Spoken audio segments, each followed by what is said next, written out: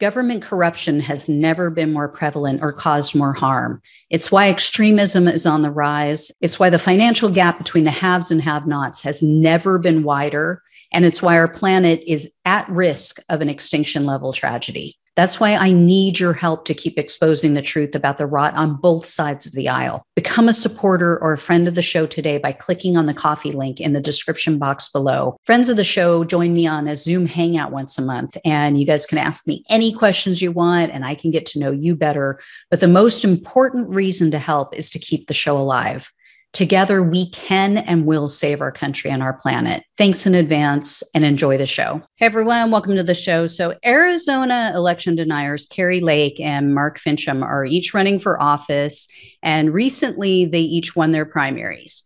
They also joined forces together to sue the Secretary of State, Katie Hobbs, because they claim that the voting machines are at risk of being hacked, and that could lead to voter fraud and election tampering, or that it already had. So they wanted a judge to order that only paper ballots would be used in the upcoming midterm election. Well, a U.S. district judge just kicked their lawsuit to the curb because they failed to provide any evidence of their conspiracy theories. What a shock.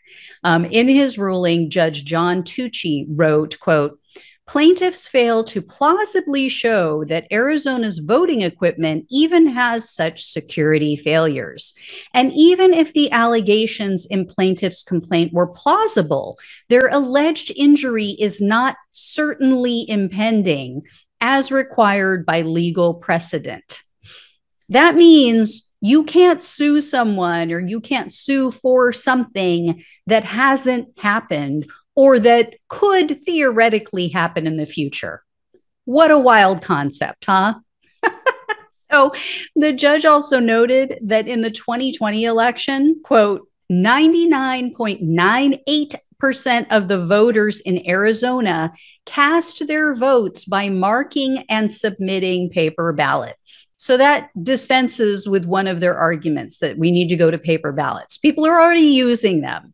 And he wrote that Lake and Finchem provided, quote, "only conjectural allegations of potential injuries." So a couple of thoughts here. First, if the voting system is so rigged against Trump and his allies, how did these two stable geniuses win their primary elections? Riddle me that, Batman. And second, it's been reported that Trump minions allegedly committed illegal acts to obtain voting machines in numerous states. This has been all over the place. They had their people, Trump's people, break into machines and review all of the data to try to prove election fraud. That happened in at least 3 states that we know of as of now. And it all allegedly took place more than a year ago.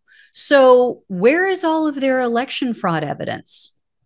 I mean, surely if they gained full, unobstructed access to those Dominion voting machines, they must have found evidence to back up their claims of election rigging, right? Where is it?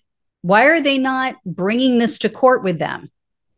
It's almost as if they're making this stuff up just to keep Trump supporters angry, to maybe incite more violence, or to install their people so that they can rig the next election in favor of Trump.